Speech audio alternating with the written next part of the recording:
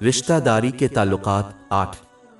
صحیح بخاری نمبر 5090 میں موجود ایک حدیث میں حضور نبی اکرم صلی اللہ علیہ وآلہ وسلم نے نصیحت فرمائی کہ 4 وجوہات کی بنا پر شادی کی جاتی ہے: مال، نسب، حسن تقو۔ انہوں نے تنبیہ کرتے ہوئے نتیجہ اخذ کیا کہ آدمی کو تقو کی خاطر شادی کرنی چاہیے ورنہ وہ خسارے میں ہوں گے۔ یہ سمجھنا ضروری ہے کہ اس حدیث میں مذکور پہلی 3 چیزیں بہت عارضی اور نامکمل ہیں۔ وہ کسی کو عارضی خوشی دے سکتے ہیں، لیکن آخر کار یہ چیزیں ان کے لیے بوجھ بن جاتی ہیں کیونکہ ان کا تعلق مادی دنیا سے ہے، نہ کہ اس چیز سے جو حتمی اور مستقل کامیابی عطا کرتی ہے، یعنی ایمان۔ یہ سمجھنے کے لیے کہ دولت خوشی نہیں لاتی، صرف امیر اور مشہور کا مشاہدہ کرنے کی ضرورت ہے۔ در حقیقت امیر زمین پر سب سے زیادہ غیر مطمئن اور ناخوش لوگ ہیں۔ اپنے نسب کی خاطر کسی سے شادی کرنا بے وقوفی ہے، کیونکہ یہ اس بات کی ضمانت نہیں دیتا کہ وہ شخص اچھا شریک حیات بنائے گا۔ در حقیقت اگر شادی کام نہیں کرتی ہے تو یہ شادی سے پہلے دونوں خاندانوں کے خاندانی بندھن کو ختم کر دیتی ہے۔ صرف خوبصورتی یعنی محبت کی خاطر شادی کرنا عقل مندی نہیں ہے، کیونکہ یہ ایک بے چین جذبہ ہے جو وقت گزرنے کے ساتھ اور مزاج کے ساتھ بدل جاتا ہے۔ قیاس محبت میں ڈوب جانے والے کتنے جوڑے ایک دوسرے سے نفرت کرتے رہے۔ لیکن غور طلب بات یہ ہے کہ اس حدیث کا مطلب یہ نہیں ہے کہ کوئی ایسا شریک حیات تلاش کرے جو غریب ہو، کیونکہ یہ ضروری ہے کہ کسی ایسے شخص سے شادی کی جائے جو خاندان کی مالی مدد کر سکے۔ نہ ہی اس کا مطلب یہ ہے کہ کسی کو اپنے شریک حیات کی طرف متوجہ نہیں ہونا چاہیے، کیونکہ یہ صحت مند شادی کا ایک اہم پہلو ہے۔ لیکن اس حدیث کا مطلب یہ ہے کہ یہ چیزیں کسی کی شادی کی بنیادی یا حتمی وجہ نہیں ہونی چاہیے۔ ایک مسلمان کو شریک حیات میں جو بنیادی اور حتمی خوبی تلاش کرنی چاہیے وہ تقوی ہے۔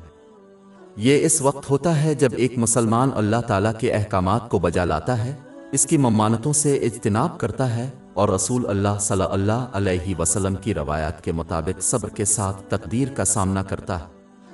سادہ لفظوں میں اللہ تعالیٰ سے ڈرنے والا اپنی شریک حیات کے ساتھ خوشی اور مشکل دونوں وقتوں میں اچھا سلوک کرے گا۔ دوسری طرف جو لوگ بے دین ہیں وہ اپنے شریک حیات کے ساتھ بدسلوکی کریں گے جب بھی وہ پریشان ہوں گے۔ حالیہ برسوں میں مسلمانوں میں گھریلو تشدد میں اضافہ ہونے کی یہ ایک اہم وجہ ہے، اور جب وہ اپنے شریک حیات سے راضی ہوں گے تب بھی وہ اپنی لا علمی کی وجہ سے اپنے حقوق ادا کرنے میں ناکام رہیں گے، جس کو دور کرنے میں تقوی مدد کرتا ہے۔ باب 35 فاطر آیت 28۔ اللہ سے صرف وہی ڈرتے ہیں جو اس کے بندوں میں سے علم رکھتے ہیں۔ آخر میں متقی شخص ہمیشہ دوسروں کے حقوق ادا کرنے کی فکر میں رہتا ہے، جیسے کہ ان کی شریک حیات، پھر وہ لوگوں کے حقوق ادا کرنے کی فکر میں رہتا ہے، اس لیے کہ وہ سمجھتے ہیں کہ اللہ تعالیٰ ان سے سوال کرے گا کہ انہوں نے لوگوں کے حقوق ادا کیے یا نہیں۔ وہ ان سے یہ نہیں پوچھے گا کہ کیا لوگوں نے ان کے حقوق ادا کیے ہیں، جیسا کہ یہ اس وقت کیا جائے گا جب اللہ تعالیٰ دوسروں سے سوال کرتا ہے، نہ کہ جب وہ ان سے سوال کرتا ہے۔ جبکہ ظالم مسلمان صرف اپنے حقوق کی پرواہ کرے گا جو اس نے معاشرے، ثقافت، فیشن اور اپنے تخیل سے لیے ہیں، اسلام سے نہیں۔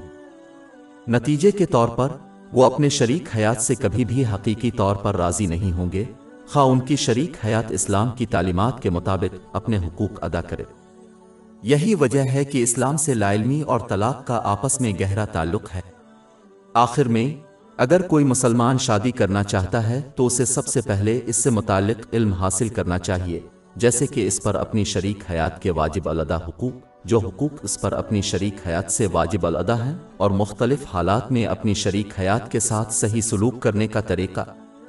بدقسمتی سے اس سے لا علمی بہت سے دلائل اور طلاقوں کا باعث بنتی ہے، کیونکہ لوگ ایسی چیزوں کا مطالبہ کرتے ہیں جن کو پورا کرنے کے لیے ان کا شریک حیات پابند نہیں ہوتا۔ لہذا علم، جو تقوی کی جڑ ہے، صحت مند اور کامیاب ازدواجی زندگی کی بنیاد ہے۔ ہماری ویب سائٹ www.sheikhpod.com پر 400 سے زیادہ مفت e books, audio books, infographics, podcast اور بلاگ دستیاب ہے۔